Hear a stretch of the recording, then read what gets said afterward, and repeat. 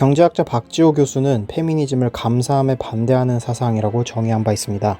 가족 공동체를 위해 희생한 이들에 대한 감사, 국가 공동체를 위해 희생한 이들에 대한 감사 등 우리 공동체를 유지하는 데 필수적인 감사의 가치를 붕괴시키는 정서적 영향을 퍼뜨린다는 것이죠. 페미니즘의 문제는 단지 개인적 차원에서 감사를 하지 않는 정도에 그치지 않고 전 사회적으로 감사의 가치를 폐기하자고 선동하는 것이 그 사상이다 라고 주장했습니다. 이는 상당히 적절한 통찰이 있는 주장입니다. 기존에 그들을 애초에 존재할 수 있게 만든 온정적 가족이라는 사회의 기반을 애써 거부하고 있으니 말입니다. 페미니즘의 해악은 바로 위와 같은 무책임 윤리를 조장하여 성인 여성들에게 무책임하고 이기적인 속성을 강화하거나 그것의 정상성을 강조한 데에 있습니다. 이러한 논리는 공화의 관점에서 매우 해롭죠. 페미니즘의 논리를 받아들인 여성은 기존의 관습과 문화가 모두 가부장제의 산물이며 여성을 억압한다고 생각하기 때문에 데이트 비용을 부담하는 남성, 가족을 부양해온 가장, 국가 안보에 헌신하는 남성들에 대한 사회적 존경과 감사를 악습으로 여기게 될 개연성이 큽니다. 그 논리에 따르면 남성들의 데이트 비용 전담은 우월적 지위를 이어가려는 비용 지출이므로 감사할 일이 아니고, 가족을 부양하는 가장의 노력 또한 가부장 지위를 공고히 하려는 남성 집단의 의도이므로 감사할 일이 아니고, 국방의 의무를 전담하는 것 또한 군복무를 통해 여성 차별 지배 구조를 유지하려는 남성들이 지불하는 차별 비용이기 때문에 감사할 일이 아니게 됩니다. 이들은 감사할 일이 아니라는 주장을 넘어 심지어 감사를 반대하고 방해하죠. 스타벅스에서 휴가 나온 군인을 위해 이벤트를 하자 여성에 대한 차별이라며 반대해 행사를 취소시키고, 군인에게 감사의 의문 편지 쓰는 것을 위안부 문화라며 비난합니다. 그런데 질문해 봅시다. 모든 여성들이 과연 위와 같은 생각으로 일관할까요? 그렇지 않습니다. 그들은 할당제를 거부합니다. 그들은 국가 유사시 자유를 지키기 위한 국가의 부름이 주어진다면 병역도 감당할 용기를 보입니다. 그들은 기꺼이 물질보다 사랑을 택합니다. 자유와 책임의 기치 아래 성실하게 감사하고 사랑하며 살고자 하는 개인으로서의 여성이, 페미니즘의 먼지가 묻지 않은 개인이 여전히 존재합니다. 가정을 소중히 여기고 자신의 일을 사랑하고 출산을 사랑의 결실로 여기고 양육을 기꺼이 하겠다고 하는 위존적이지 않고 열심히 사는 생활인들입니다.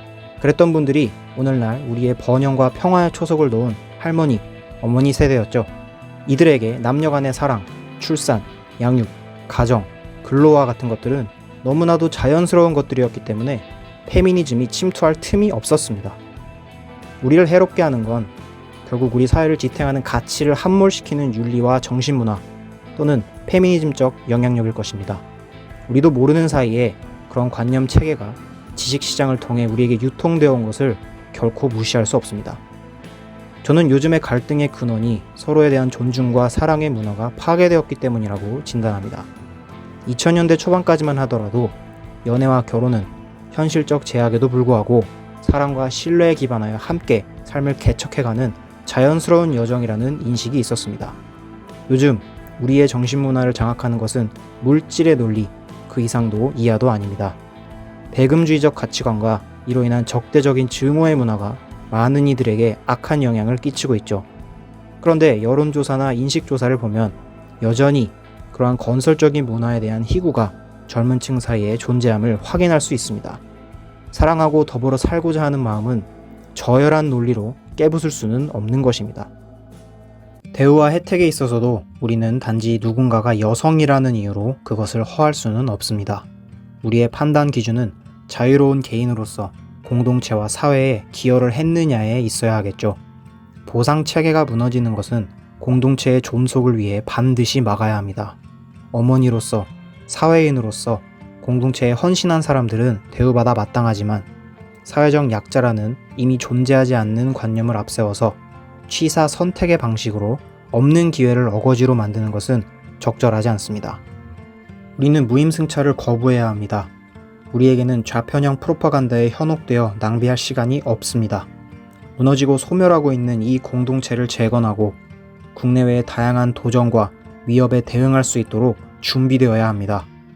분열을 조장하는 이들은 그들이 분열을 조장하고 있다고 결코 이야기하지 않습니다. 우리는 그들에게 속아서는 안 됩니다.